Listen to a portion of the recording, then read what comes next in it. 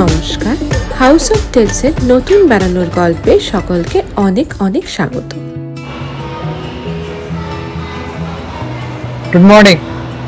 অনেকদিন পর আবার একটা লং ট্রেভেল উদ্দেশ্যে যাচ্ছি আমরা। শুরু করছি ব্লগটা কলকাতা এয়ারপোর্ট থেকেই।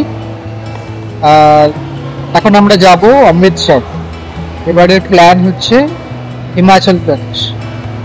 ট্যুর ইটিনারিতে রয়েছে আমরা প্রথমে অমৃতসর যাচ্ছি, তারপরে ডালহৌসি, সেখান থেকে ধর্মশালা, দেন ওখান থেকে আবার ব্যাক করে অমৃতসর হয়ে আবার কলকাতায় যাবে।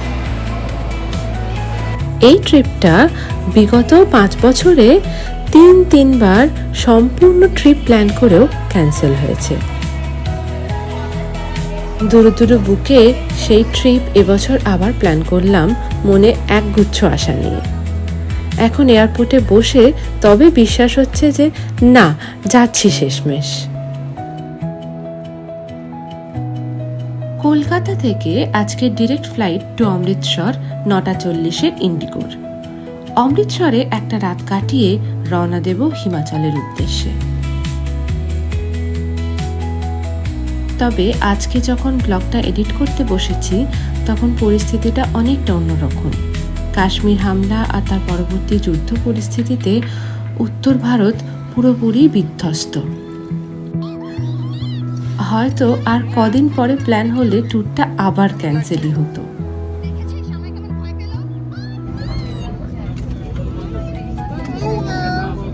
ফ্লাইট আমাদের টেক অফের জন্য রেডি। আর আজকের এই ফ্লাইং জার্নিটা আমার জন্য একটু অন্যরকম। প্লেনে উঠে দেখি কেবিন ক্রুদের মধ্যে একজন আমারই এক ছাত্রী। আমরা দুজনেই দুজনকে দেখে অবাক। এটা একটা অন্যরকম ভালো লাগার মুহূর্ত, তাই ব্লগের একটা অংশে ছোট্ট করে রেখে দিলাম।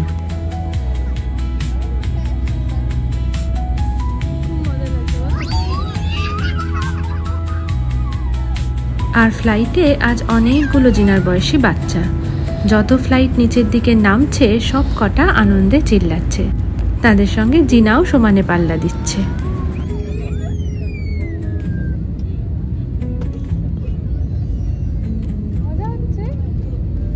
ফ্লাইট আমাদের যথাসময়ে ল্যান্ড করেছে। ঘড়িতে এখন বেলা মোটামুটি ওই 1টা। হোটেল আমাদের আগে থেকেই বুক করা রয়েছে। সেখানে থাকবো একটা রাত, আর বিকেলে ঘুরে দেখব জালিয়ানওয়ালাবাগ আর গোল্ডেন টেম্পল। অমৃতসরে এসে আরও একটা জিনিস দেখার ছিল, ওয়াঘা বর্ডার। এই এয়ারপোর্ট থেকে মোটামুটি 40 কিলোমিটারের মতো রাস্তা, কিন্তু সেটা গেলে আবার অন্য দুটো হবে না। তাই ভাবলাম আবার কখনো যদি অমৃতসর আসা হয় তাহলে না হয় ওয়াঘা বর্ডারটা হয়েই যাবে। তবে আজকে মনে হচ্ছে আর কি কখনো হবে। আমি এখন বসে আছি অমৃতসরে এসে হোটেলে। যে হোটেলটাতে উঠেছি আমরা সেটার নাম হলো ফ্যাব হোটেল গোল্ডেন ট্রি। এটা হচ্ছে গোল্ডেন টেম্পলের কাছেই, সুলতান উইন্ড রোডের পাশে কাটরা আহুলুইয়া বলে একটা জায়গা আছে। তো সকালে আমাদের কলকাতায় ফ্লাইট ছিল সকাল 9টার সময়। আমরা এখানে পৌঁছালাম দুপুর 12:30টার সময় অমৃতসরে। তো তারপরে অমৃতসর থেকে ওখান থেকে একটা ক্যাব করলাম। ক্যাবটা এদের এখানে অনেকগুলো ক্যাব সার্ভিসেস আছে, উবের তো আছেই, প্রিপেড ট্যাক্সি সার্ভিস ছিল। আমরা একটা যেটা করলাম সেটার নাম ছিল WTI ক্যাব বলে। তো ওরা অনেকগুলো প্যাকেজের কথা বলছিল অমৃতসরে ইন অ্যান্ড অ্যারাউন্ড যদি ট্যুর করতে চান, যেমন গোল্ডেন টেম্পল, তারপরে জালিয়ানওয়ালাবাগ আর তার সাথে ওয়াঘা বর্ডার, এগুলো সব মিলিয়ে কস্টিং করবে অলমোস্ট 3000-এর মতো। তো আমাদের তো অত টাইম নেই আজকে, কারণ আমরা জাস্ট আজকে নাইটে স্টে করবো এখানে। তো আমরা খালি ওই হোটেল ড্রপের অপশানটা নিলাম। তো হোটেল ওই এয়ারপোর্ট থেকে মোটামুটি 12 কিলোমিটার মতো ডিস্টেন্সে আছে। তো আমাদের একটা যে গাড়ি দিয়েছিল সেটা ছিল রেনল্ড ট্রাইবার, ওটার প্রাইস নিল 700 টাকা। হোটেলের রুম ট্যুরটা আপনাদের একবার দিয়ে দিই।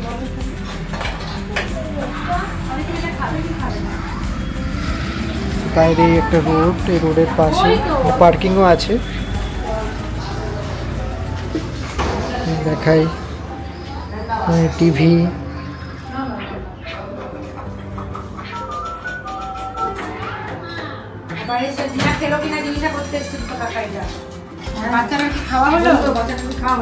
ওয়ার্ড্রোব আছে,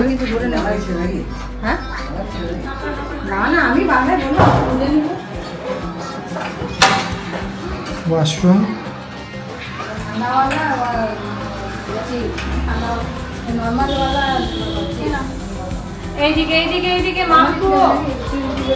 তো রুমগুলো তো বেশ স্পেশিয়াসই আছে। আমরা যে ক্যাটাগরির রুম নিয়েছি এটার নাম হলো প্রিমিয়াম রুম। আর এগুলোর কস্টিং হচ্ছে পার নাইট প্রায় 800 টাকার মতো।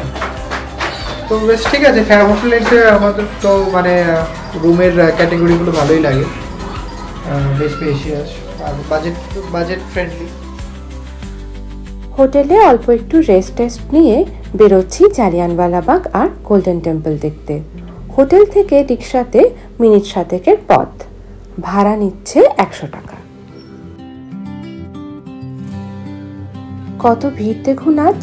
রোজই কি এমনটা হয় নাকি আজ কোনো বিশেষ দিন কে জানে।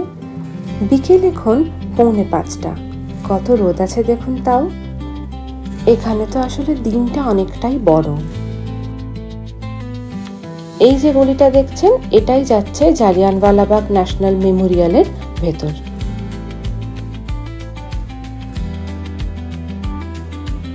এই যে এখানে লেখা সম্প্রতি প্রধানমন্ত্রী নরেন্দ্র মোদীর সময় এটি নতুন করে সেজে ওঠে। গেটের মধ্যে প্রবেশ করতেই একটা অন্যরকম অনুভূতি কাজ করছে। সেই কোন ছোটবেলায় বইতে পড়া একটা অধ্যায় আজ আমার চোখের সামনে।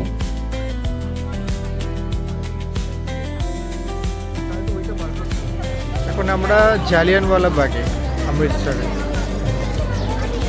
দেখাচ্ছি। 13 এপ্রিল 1913, জালিয়ানওয়ালাবাগ হত্যাকাণ্ড ভারতের ইতিহাসে একটা কালো দিন।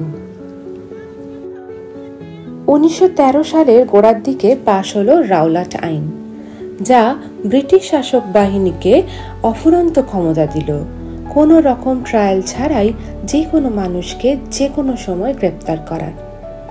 এই অনাচারী অ্যাক্টের বিরুদ্ধে স্বভাবতই গান্ধীজি সহ সমস্ত স্বাধীনতা সংগ্রামী নেতা নেত্রীরা প্রতিবাদ জানালেন, হরতাল করলেন।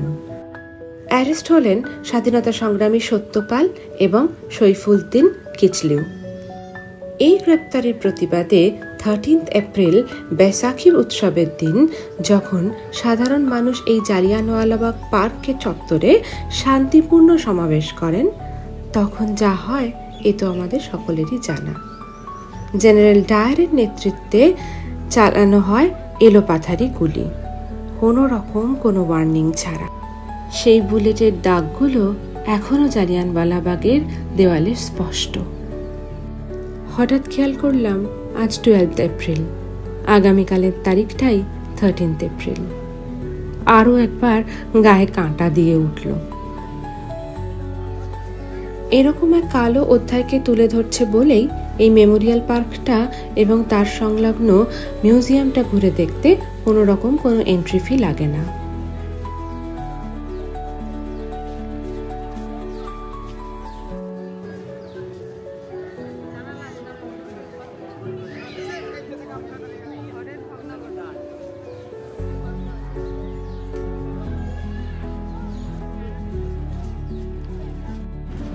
একটু আগে আপনাদের বললাম না যে বুলেটের দাগ এখানে আজও আছে। এই দেখুন দেয়ালে মার্ক করা।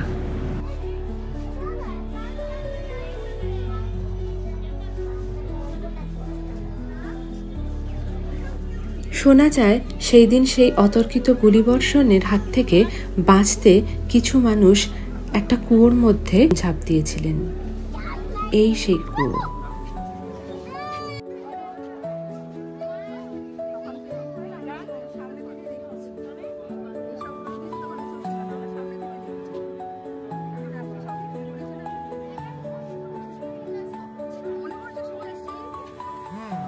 প্রবেশ করলাম মিউজিয়ামের ভেতর।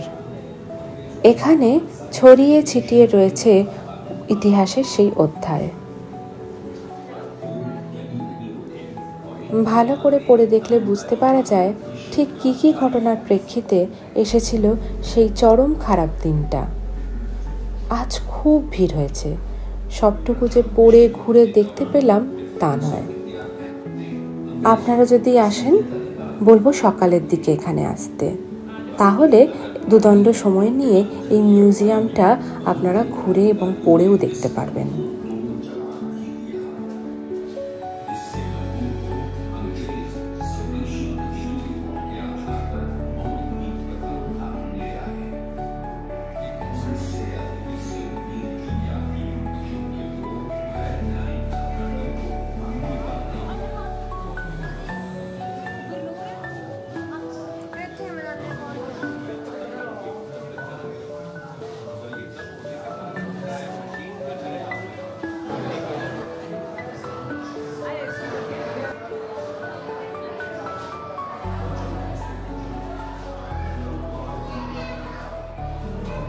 মিউজিয়ামের এই জায়গাটায় একটা ছোট করে লাইট অ্যান্ড সাউন্ড শো চলছে।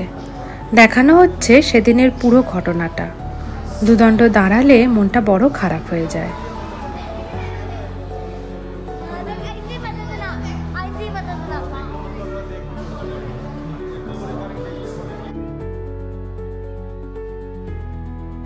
ঘুরতে ঘুরতে এসে পৌঁছেছি মেমোরিয়াল পার্কের শেষ প্রান্তে।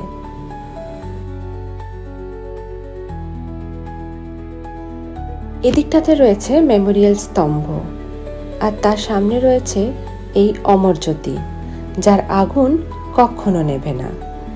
এই আগুন সমগ্র দিন কাল বছর ধরে বয়ে চলেছে সেই দিনের ক্ষত, আর জল জল করে শ্রদ্ধা জ্ঞাপন করছে সেদিন যারা প্রাণ হারিয়েছিলেন সেই নিরীহ মানুষগুলোর প্রতি।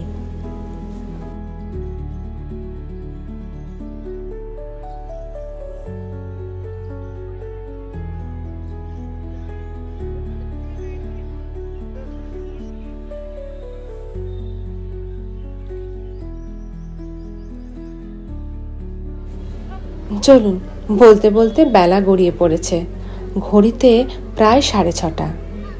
এবার যাব গোল্ডেন টেম্পল। গোল্ডেন টেম্পল আর জালিয়ানওয়ালা বাগ একেবারে পাশাপাশি।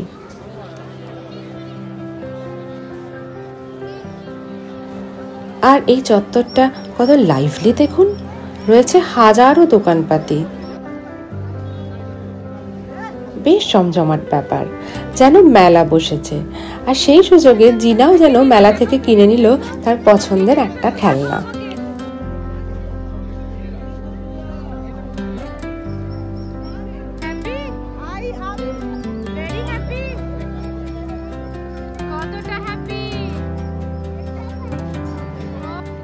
গোল্ডেন টেম্পলে একটা পোশাকি বিধি আছে, মহিলা পুরুষ বাচ্চা নির্বিশেষে মাথা ঢাকা হতে হবে। আমাদের তো ওড়না আছে, কিন্তু সৌম্য, বাবা আর জিনার জন্য নেওয়া হলো এরকম একটা রুমাল।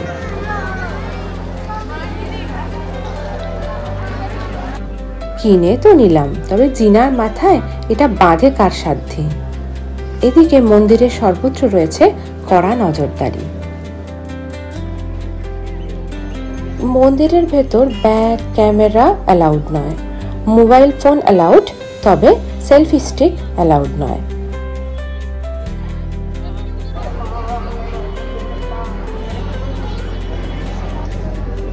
মন্দিরের বাইরে বেশ কয়েকটি লকার রুম রয়েছে, সেখানে আপনার প্রয়োজনীয় জিনিসপত্র এবং জুতো অবশ্যই সেগুলো রেখে যেতে হবে।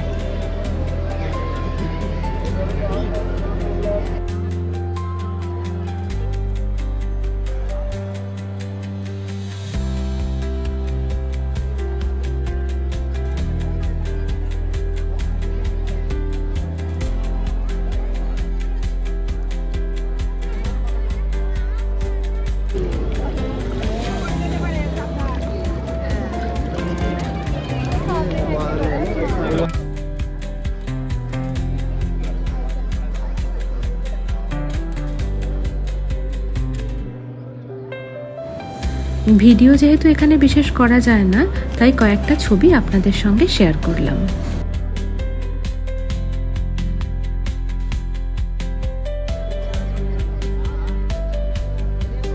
এখন ঘড়িতে 8টা মতো হবে। বেরিয়ে এসেছি গোল্ডেন টেম্পল থেকে। এখনই আমরা হোটেলে ফিরে যাব না, আরও কিছুটা সময় এই জমজমাট চত্বরে থাকব এবং ট্রাই করব কিছু স্থানীয় খাবার। আজকে ছিল পূর্ণিমার রাত, পূর্ণিমার চাঁদ আর গোল্ডেন টেম্পল সব মিলে যে সৌন্দর্যটা আমরা আজ পেলাম তা এক কথায় অবর্ণনীয়। পাঞ্জাবি কুইজিন তো পৃথিবীর বিখ্যাত, আর পাঞ্জাবে এসে এখানকার খাবার ট্রাই করব না তা কি হয়? হাতে আর একটা দিন হলে সেগুলো সব না হয় চেষ্টা করাই যেত। আপাতত যেহেতু এই সন্ধ্যেটুকুই আমাদের সময়, তাই আমরা ঠিক করলাম অমৃতসরি লস্যি খাবো। আমরা নিলাম কেশর বাদাম লস্যি, প্লেন লস্যি আর রাবড়ি। প্রত্যেকটা এতটাই সুস্বাদু যে বারবার রিঅর্ডার করে খেলাম। অসাধারণ স্বাদ। আর বোধহয় রাতে খাবারের জন্য কোনো জায়গা নেই পেটে। ভেবেছিলাম ডিনারে অমৃতসরি কুলচা খাবো, জানেন। যাই হোক, চলুন এবারে হোটেলে ফিরে যাই। কাল আবার সকাল সকাল রওনা দেব ডালহৌসির উদ্দেশ্যে। Good morning. এখন পরের দিনের সকাল। আমরা বেরিয়ে পড়লাম হিমাচলের পথে। অমৃতসর থেকে ডালহৌসি সময় লাগে মোটামুটি 5 থেকে 5.5 ঘন্টা। আর রাস্তাটা খুব সুন্দর। মাঝে পড়ছে পাঠানকোট। কেউ যদি কলকাতা থেকে ডালহৌসি ট্রেনে আসেন তাহলে নামতে হয় এই পাঠানকোট স্টেশনে। আপাতত পাঠানকোটের রাস্তায় দাঁড়িয়ে ব্রেকফাস্ট করছি। আর ব্রেকফাস্টে অমৃতসরি কুলচা খাবার যে স্বাদটা কালকে অপূর্ণ রয়ে গেল সেটা পূরণ করছি।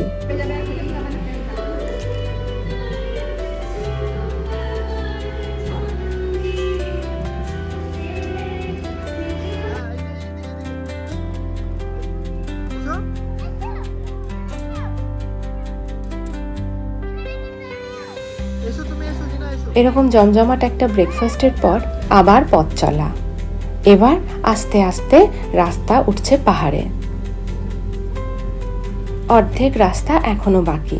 অমৃতসরের ব্লগটা এখন এখানেই শেষ করছি। হিমাচলের গল্প না হয় পরবর্তী ব্লগের জন্য তোলা রইল। এই ভিডিওটা যদি কারোর ভালো লাগে ভিডিওটি লাইক করবেন, কমেন্ট করবেন, শেয়ার করবেন। আর যদি হিমাচলের গল্প দেখতে চান তাহলে আমার ছোট্ট চ্যানেলটিকে সাবস্ক্রাইব করবেন। ভালো থাকবেন। টাটা।